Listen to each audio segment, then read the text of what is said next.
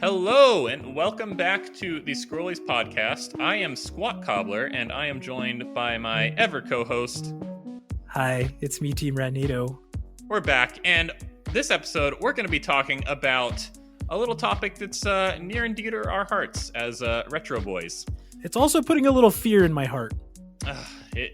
It's a scary thing to discuss. We're talking legacy content, retro games from the 90s, 2000s, and before, and the companies that provide them, whether they provide them well or terribly. We'll get into it, folks. But, Ratnado, what have you been playing offline lately? Okay, this is going to be really interesting for you guys because none of you have seen me stream it. Well, I have been playing Final Fantasy VI Pixel Remaster. If anybody out there hasn't played this game yet, give the Pixel Remaster a try. It's still 20% off, and it's amazing. But otherwise, I've been playing a couple other games. You might have heard of Sifu. I'm getting back into that. And also, there's this game I'm gonna buy it right after this. It's called This Land Is My Land. And you play as a Native American, so pretty neat to me. Pretty neat. I have been playing, this goes back to a little thing we discussed in episode 2. I played the Nintendo version already, Mario and Rabbids, but I decided, due to a flash sale, I was going to give the real deal original XCOM 2 a try.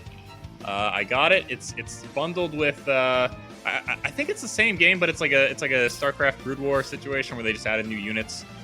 So I'm not too far into it yet now. I'm just a couple missions, but I'm playing XCOM 2. That's real fun. It's a turn-based numbers game that I'm actually kind of digging. Sqat, do you feel like a big boy having moved up from Mario and Bowser? I feel like I'm transitioning away from the bright, colorful world of my childhood into the rough and edgy adulthood, where I play dark games with guns and aliens and killing. And unfortunately, no Donkey Kong. No Donkey Kong DLC this time, sadly. I want a gritty Donkey Kong. Where's my post-apocalyptic Donkey Kong? Probably somewhere in the late 2000s. I haven't played Jungle Beat yet. Maybe that was the one. Well, that's awesome. So let's talk about this. So, me and you, we play old games, right? I don't think there's any denying that. It's because I'm old. I don't know what your excuse is. You're a young whippersnapper. I'm just nostalgic for a time that I was. I really enjoy the simplicity and the learning curve of retro games. Oftentimes, it's intended. Sometimes it's not. Sometimes it's just old game jank. But I like retro. You like retro. We all like retro. However, there's some people that seem to not like retro very much, and that's the companies that made these games. You would think they'd be all about providing them for those of us that want to go back, relive a little piece of our childhood, but no! They make it so hard. Why do they do this? Hey, producers, let me give you money. I have money. I'm willing to give it to you right now, and I'm willing to give it to you 6 months to a year from now. What's that? Not going to be possible? All right. And it's just forever? We went millions and millions, maybe billions of years up to this point, and now it's just done? It do be like that sometimes, unfortunately. Let's address the elephant in the room. We are obviously referring to the PS3 closure. I can't believe Sony would do this. They'd take the stores off the Vita, off the PSP, off the PS3. What the heck's what? Oh, hold on, one second. Oh, yeah. Okay. My lawyer is trying to get my attention. He's saying that was rescinded? When? Last year? Huh. Well, how about that? Good on you, Sony. Good on you for reversing your dumb decision to take away the opportunity to give your company more money. Well, hey, thanks for coming out, everyone. Good seeing you, and we'll see you next week. All right, we've done our job. We're done. Oh, wait. Oh, sorry. I was reading too far down the docket. We're actually referring to Nintendo shutting down the Wii U and 3DS eShops, which are even younger by a good 5-6 years than the PS3 and the PSP shops. I thought you were going to tell me that they were discontinuing some Sega games. namely Genesis. Check this out, brand new 16-bit Super Nintendo with Super Mario World. Wow! What's this one? Oh, this is a Sonic the Hedgehog from Sega Genesis. I like Genesis, and it costs a lot less. I don't think that Sega would be able to last too long if they discontinued their old games. Sorry, Plaidman, but Sorry, you know it's okay. true. Sqat, what in the world? Why? I guess they're done. They're not making 3DSs anymore, right? They're not making Wii U's anymore. They're not even making NES and SNES classics. I think the writing's on the wall. The future in Nintendo's eyes is this online subscription-based emulation on Switch and whatever console comes next. I don't think that they're ever going to give you the opportunity to buy a file from their servers that have megabytes of data that contain an old game anymore. I think they're done with that because you only pay for it once, and it's yours to keep for as long as your system works. That's unacceptable. If they want you to keep paying them money for the same thing over and over and over again. Well, in some cases, like Ocarina of Time, they've already made me do that like 8 or 9 times. So, you're a sucker. I'm a sucker. We're all suckers, but it doesn't make it right. Doesn't make it right. I hate to see it. I think, we'll address Nintendo first. I think, unfortunately, the best they ever did it was on the Wii.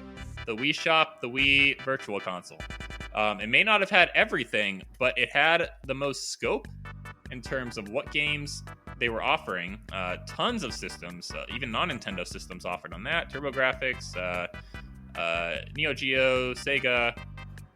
Plenty of systems were available on the Virtual Console. The Wii U Virtual Console, they started pumping out all the same games again, slowly but surely. They threw a few new ones up there. I think Earthbound made it up. DKC made it up again after being taken off of Wii for whatever reason. DK64 finally made it up. These are games that I bought because I like Monkey, as we discussed in episode 3. Naturally. All I have to say, it was maybe diminishing returns. They were offering the same games and a few new ones, but overall less than they had on the Wii.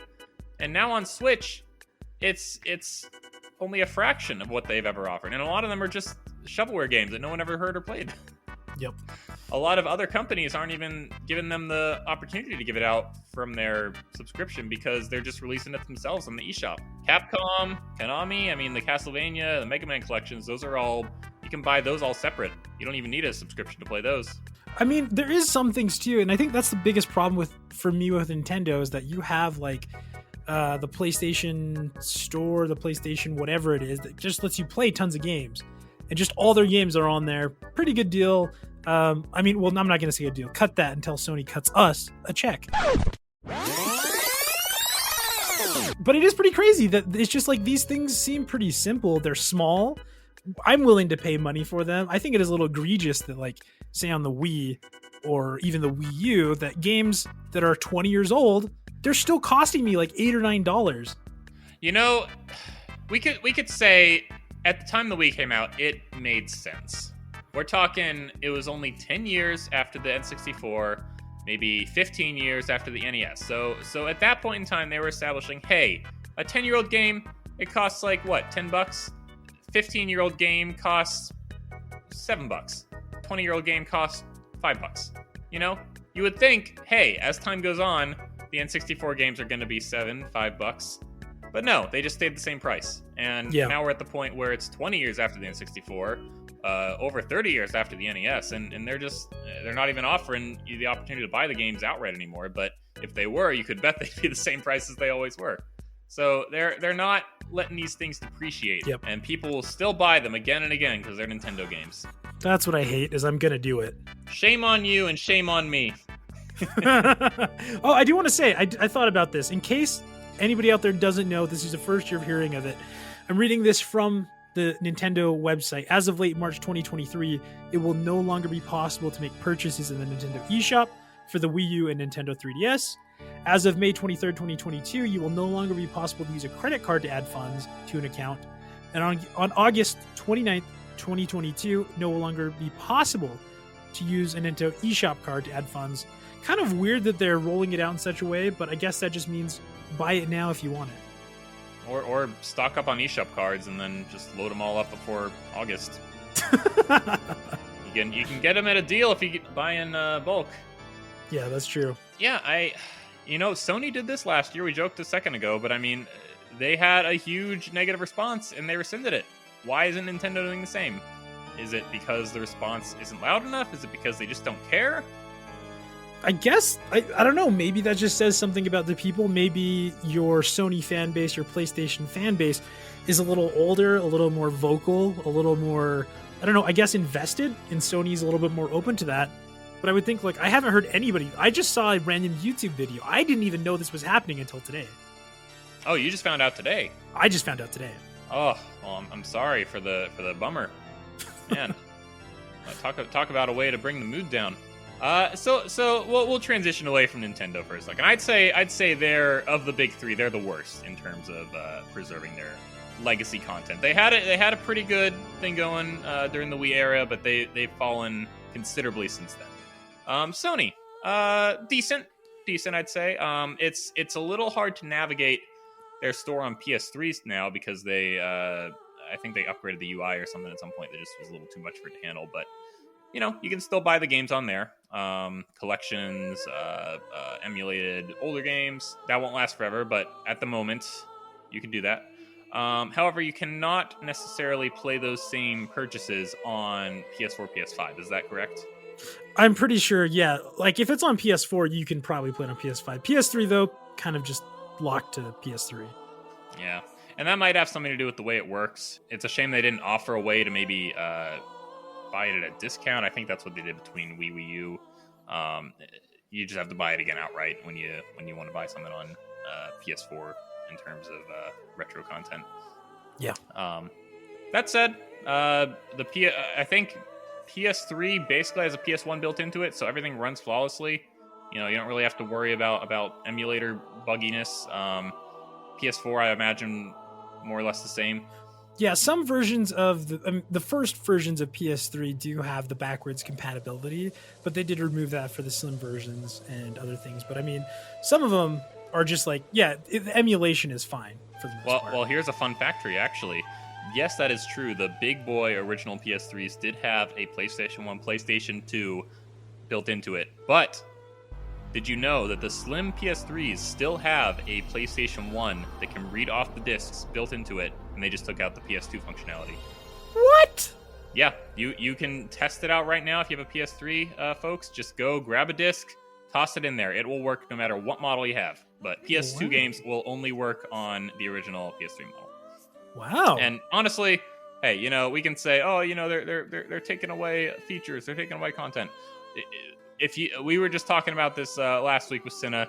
The original PS3 was so expensive, more expensive than the PS5 is now, unless you go and buy it from a scalper, right? Which I think most of you are willing to do at this point. Yeah, original PS3 was expensive for that reason, among others. They just shoved so much into that system, and it boosted up the value way more than I think anyone was really willing to dish out for it. Right. Well, they had to take a gamble on it, right? Because, I mean, you put in a Blu-ray. It's like, well, let's see if we can also court people, which that's what got me to buy a PS3. Is like, well, I get a Blu-ray with it. So, yeah. That's what got me to buy a PS3 off Doobie Teen, rest in peace, in 2019. 2019.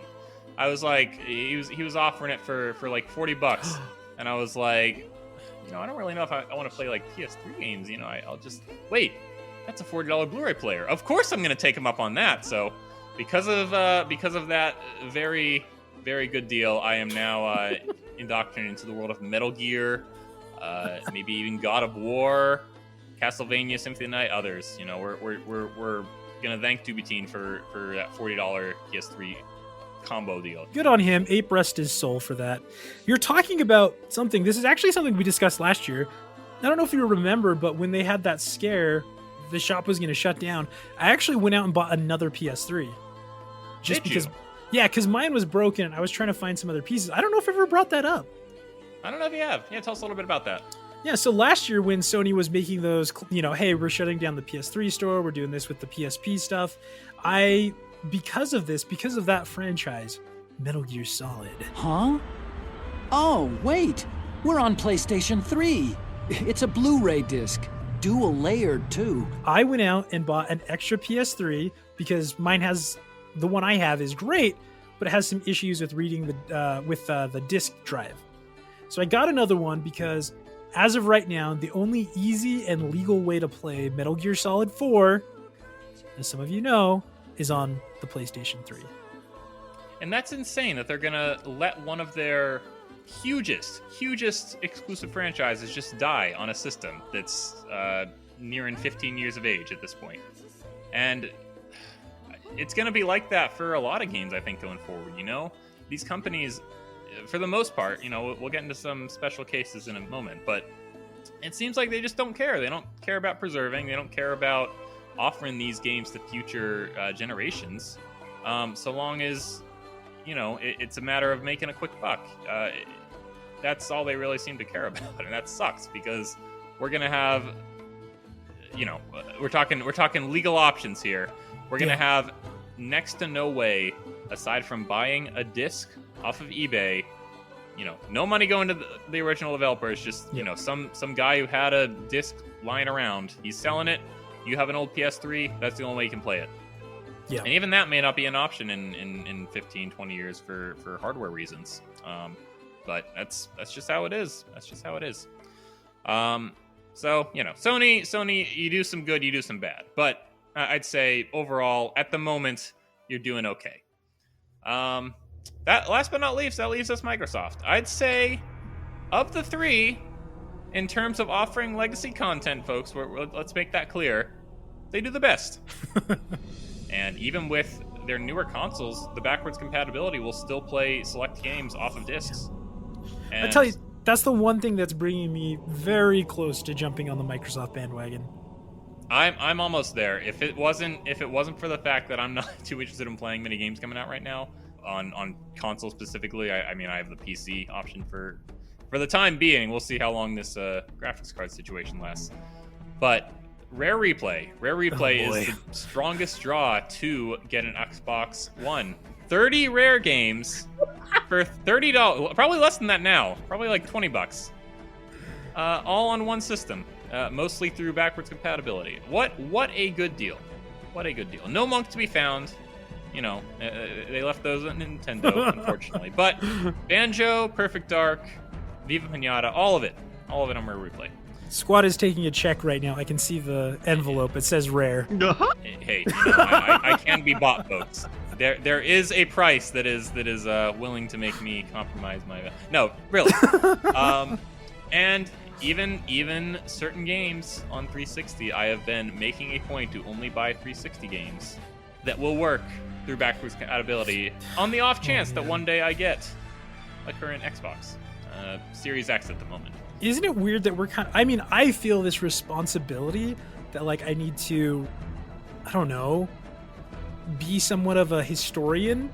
The games that I have, I'm like, now I kind of have to take really good care of these just because they'll be gone. There'll be no way to play some of these games. We've already seen that with some, like, old games, Atari games, NES. It's weird that there are some games that are just gone. Nowhere. Unless a backup was made of them at some point in a way that can be emulated or whatever, played on a modern system. And I've said this before. I don't know if I've ever said this on the podcast, but I believe that the current age we are living in, and this goes beyond video games, will have more lost media than the early days of film. We're talking like the 1910s, the 1920s, so many lost movies because of just dumb reasons, studios burning all the copies because they wanted to promote a new movie, stars, you know, going and getting in some scandal, so people destroy all the prints, even just fires breaking out in storage warehouses. Like, so many lost movies from the early days of cinema that just don't exist and you can't ever watch again. I think that's going to happen now because, in large part, our reliance on digital-only gaming. And that's not to say, you know, digital's all bad. Not at all. Has plenty of pros, a few cons, this being one of them. Once the servers go offline, it's up to you to keep that file downloaded forever. Otherwise, it may never come back. We'll talk about a positive example of that not being the case. Scott Pilgrim vs. the World. There you go. That was a game where the license ran out, so they couldn't distribute it anymore. It was digital only on the PS3, Xbox 360, so they took it offline. And unless you had that game downloaded, you couldn't get that game for about 10 years. They finally offered it again in an anniversary edition on Switch and on PC and a few other systems. And it's physical now, so we have it forever. You know, we have historians like you, Ratnado, to keep it safely tucked away for future generations. But right, you know, I think it's unfortunately just going to be a sad reality that digital-only games, when they are birthed, they have a finite lifespan. Yeah. And there's going to come a day where they just won't exist anymore for whatever reason. Do you want to hear a sad story?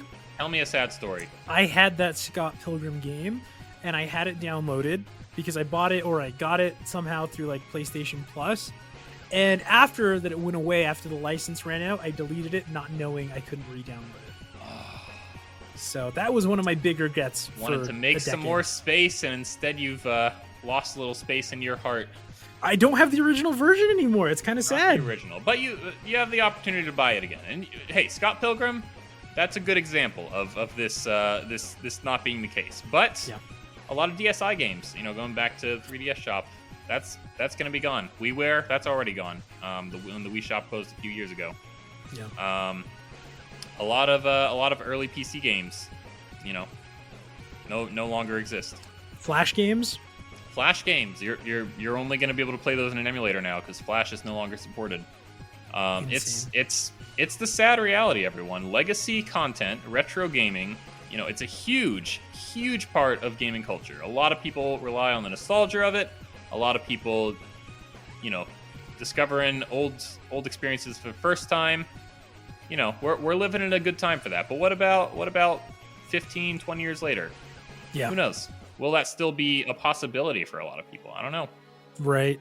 I think there's going to be something really cool. I don't know. I to focus on the positive to you a little bit, it does make me realize that it's not going to be the end. And also that there's other places where they will find life. Some of these games.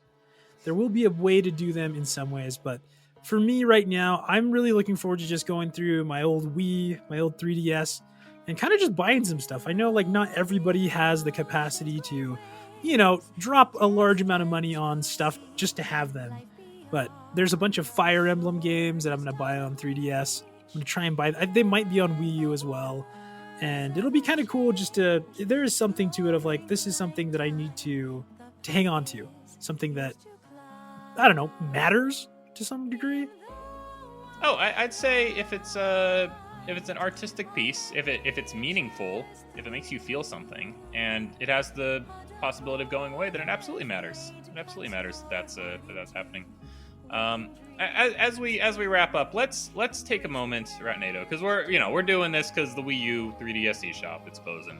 It's sad, but it doesn't have to be devastating. Let's take a moment to offer a few suggestions of digital-only games that you folks can check out right now if you have the means. So, first off, I would like to shout out Affordable Space Adventures on the Wii U. I played a demo of it. I am intending to get the full game very soon. It is one of the few Wii U games that make excellent use of the gamepad. Not something that even a lot of first-party games can claim, especially later on in the Wii U's lifespan. But Affordable Space Adventures, really solid game from the eShop, digital only. So check it out. On the 3DS, I haven't actually played this one yet, but I'm a fan of some of the early games in the series. Ace Attorney, Dual Destinies. Objection! Shout out Save Data Team. They'll be getting to it eventually. I'm sure. I think they're on Trials and Tribulations right now. But Dual Destinies, it was a 3DS exclusive, digital only Ace Attorney game. So check that out if you're into that series at all. I think for me, I don't know if when we say digital only, do we just mean that's kind of the only way to get it now, or there might be physical copies out there? If the easiest way, if it's a really expensive, because even Earthbound, that exists in physical form, but that's almost impossible to get physically. You're better off going digital or nothing at this point. Yeah. So let's go with mainly digital games. Okay. Yeah, so for me, what I would say then, if you have something that's just a huge game, costs so much money if you want to try and physical, I don't even know if they're really even selling anymore. Fire Emblem Awakening. You also have, all the Fire Emblems, that's what I'm picking up. Fire Emblem, Birthright, and I believe 3 Echoes. They're all on 3DS. And if you know, those are like insanely expensive, really highly regarded. And I would say definitely pick those up if you can. They're good to have out there. They're good for people to be playing. I really like them. The other one I immediately thought of that I'm going to pick up like right after this. Seriously, after this, I'm going to go download them. The Metroid Primes on Wii U. Heck yeah, I was so glad you brought that up. I was about to mention that after I brought up the games that are hard to get physically but very easy to get digitally. Would you like to share the price of the 3 Metroid Prime games on Wii U eShop right now? I believe they're only $10 each. They're actually $20 for all 3. Really? No, less than $10 each. Oh yeah. My gosh. I already bought Metroid Prime 1 back in like November. But $10 more. Let me spend $20 and get the other 2. Absolutely. My favorite of the Metroid Primes is actually Metroid Prime 2, which may or may not appear on Switch. I guess we'll see before Metroid Prime 4. So yeah, highly recommend the Metroid Prime trilogy. If you have a Wii U, it'll run as if it was the Wii version, but that means that it has the pointer controls, which I think is actually one of the better ways to play it. I did not like the original control scheme on GameCube when I tried it. Oh yeah. So yeah, check out those games we just named if you're at all interested in those and want to have the opportunity to buy them before it may be too late. Oh man, think of somebody going back to listen to this, in 2024. If we're all still here, and there's like, wait, what? If you folks in the future missed your shot, we feel for you. We hope that you won't make the same mistakes that we did in our time. The good thing is, Sqat Cobbler, you got yourself about 120 years to not make that mistake. I just got to keep reminding myself that time is limited, even if it seems like it's not. All right, everyone. Thank you for joining us. This episode of Scroll is a little pessimistic this time around. I'm sorry to say, but it's not all sunshines and rainbows out here in the world of digital content. So, hope you enjoyed. Hope you maybe learned something. It's been a pleasure having you here. I am Sqat Cobbler of the Scrollies Podcast. I am joined by my co-host, Ratnado of twitch.tv/Team Ratnado. And we will be catching you all next time. See ya. Bye.